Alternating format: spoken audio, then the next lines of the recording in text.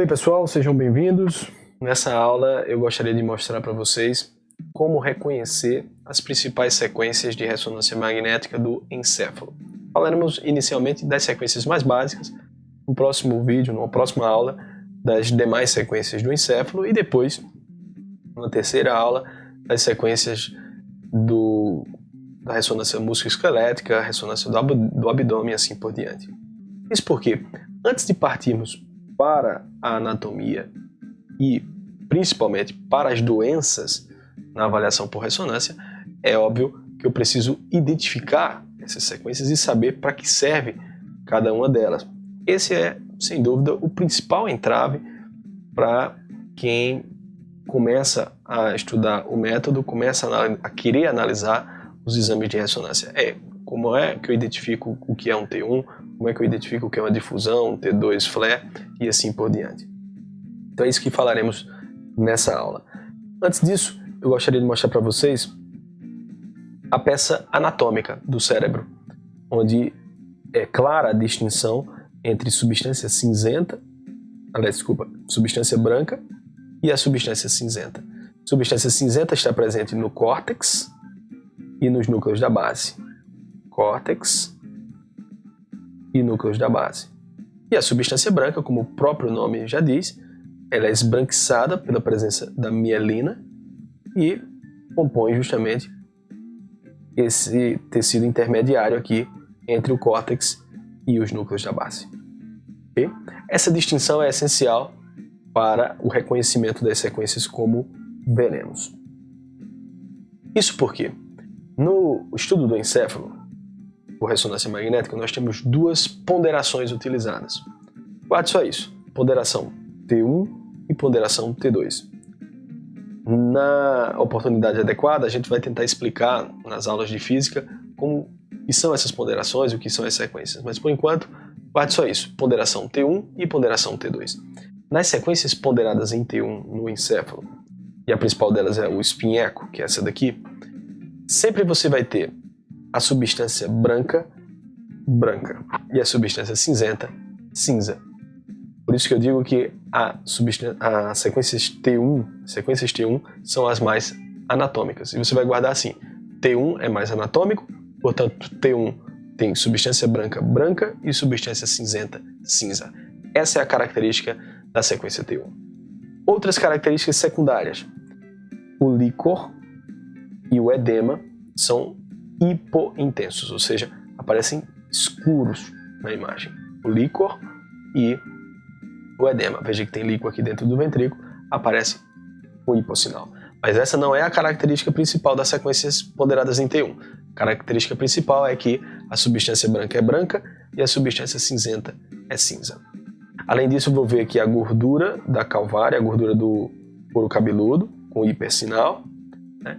E pouquíssimas estruturas brilham, ou seja, tem esse hipersinal no T1. Eu já vou elencar para vocês quais são essas estruturas que podem brilhar no T1. Primeiro já vimos gordura, hipersinal no T1. Depois, meta-hemoglobina, sangue. O sangue, na fase de meta-hemoglobina, também tem esse hipersinal no T1. Por isso que o T1 é uma sequência muito boa para identificar hemorragias. Outra coisa que brilha no T1 é o contraste. Contraste, e por isso mesmo que é utilizado nessa sequência, na sequência T1. Então, essas são as informações que vocês precisam saber. T1 é a mais anatômica. Substância branca é branca, substância cinzenta é cinza. É no T1 que a gente utiliza o contraste endovenoso. Vamos agora para as sequências ponderadas em T2. Por que eu digo sequências ponderadas em T2? Porque todas as demais que eu falar a partir de agora são ponderadas em T2. E em todas elas você vai ver a substância branca mais escura do que a substância cinzenta. Então eu vou até guardar aqui no T2, na ponderação T2, de uma forma geral, você vai ter substância branca cinza e substância cinzenta branca. É o inverso das sequências T1. Esse é um T2 que, além dessa característica que é comum a todas as sequências T2, ela tem outra característica muito importante. O líquor tem um hipersinal. Hipersinal aqui muito forte no espaço subaracnoide e dentro dos ventrículos.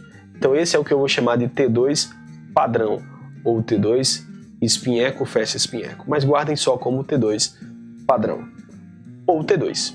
Então esse é o famoso T2. Então voltando, T1 padrão, T2 padrão. O que é que chama a atenção do T2? Substância branca mais escura do que o córtex e o líquor com hipersinal. Ok? Olha a substância branca como ela é bem mais escura do que a substância cinzenta.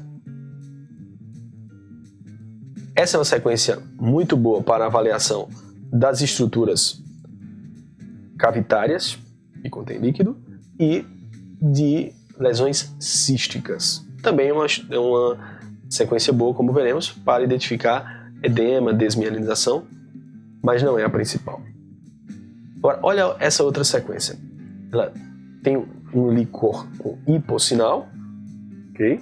Então não é um T2 padrão, mas em compensação ela também não é um T1, ela não é ponderada em T1, porque a substância branca ela é mais escura do que a substância cinzenta. Olha aqui a substância cinzenta dos núcleos da base, olha a substância cinzenta aqui do córtex e veja como ela é mais clara do que a substância branca. Então ela é ponderada em T2, só que é um T2 que não é padrão, porque suprime o sinal do líquor. Onde tem líquor, não tem sinal.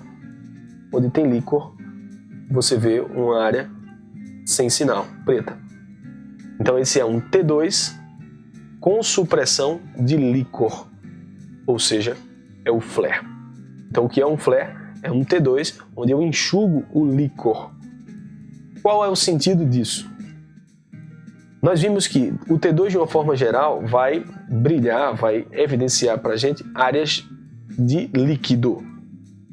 Se eu enxugo o líquor que normalmente circunda o cérebro, um tecido normal, fisiológico, se eu enxugo esse líquor, eu acabo enfatizando os outros líquidos, as outras áreas de acúmulo de líquido, no caso, as áreas de edema e desmielinização. Então esse é o sentido do flare, identificar áreas de edema e desmielinização de forma mais fácil, justamente porque eu eliminei aquele hipersinal do líquor que é fisiológico. Então, para a gente guardar, o que é que marca o flare? Flare é uma sequência ponderada em T2, portanto substância branca mais escura do que substância cinzenta. Porém, aqui o líquor tem um hipossinal, ou ausência de sinal. Mais uma vez você tem aqui a calvária, esse osso aqui, e você tem a gordura do subcutâneo. Olha o T2 num paciente com pequenas lesões, sejam desmielinizantes ou edematosas, adjacentes aos ventrículos. Aqui eu tenho substância branca mais escura do que a substância cinzenta, se trata de um T2, porém com supressão de líquor. O líquor aparece escuro. Veja que o flare ele suprime o líquor, mas não suprime as outras alterações líquidas, como é o caso do edema. E, sendo assim, os enfatiza muito mais. Veja como é fácil distinguir agora o flare do T1. No flare eu tenho substância branca mais escura do que substância cinzenta, ponderação T2. No T1 eu tenho justamente aquela sequência mais anatômica, substância branca, substância cinzenta, cinza. A única coisa que assemelha os dois é justamente o líquor, que não tem sinal. Também a parte da calota craniana, que não tem sinal, no caso do osso, e o hipersinal da gordura subcutânea. Mas aqui essa diferença é clara na avaliação da distinção entre substância cinzenta e substância branca. Então aqui na letra A, flare, na letra B, sequência T1, espinheco. Olha a diferença do T2 para o flare. No T2 você tem o líquor, o hipersinal. No flare, que também é uma ponderação T2, mas é uma ponderação T2 com supressão do líquor. Veja que aqui eu tenho uma pequena lesão, o hipersinal, lesão de desmielinização, aparece já no T2, em meio à substância branca, mas no flare ela é muito mais evidente, chama muito mais atenção, porque eu acabei enxugando aqui o cérebro do líquor. Eu tirei o sinal do líquor e ali enfatizei muito mais a lesão de substância branca. Por isso que a gente diz que o flare é a sequência onde você vai passar o olho muito mais para ver anatomia, muito menos para ver anatomia, mas sim para ver áreas brancas, que seriam áreas de edema ou desmielinização.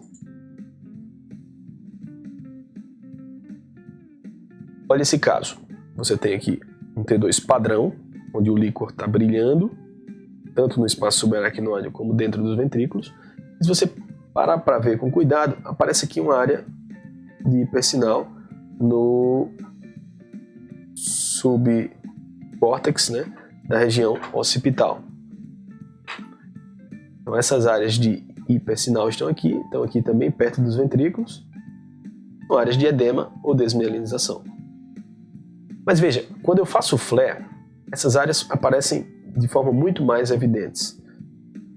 Novamente, enxuguei o cérebro ali do líquor, o líquor não tem mais o hipersinal, e agora evidencia-se muito melhor as áreas de edema adjacentes aos ventrículos e adjacentes ao espaço subaracnoide.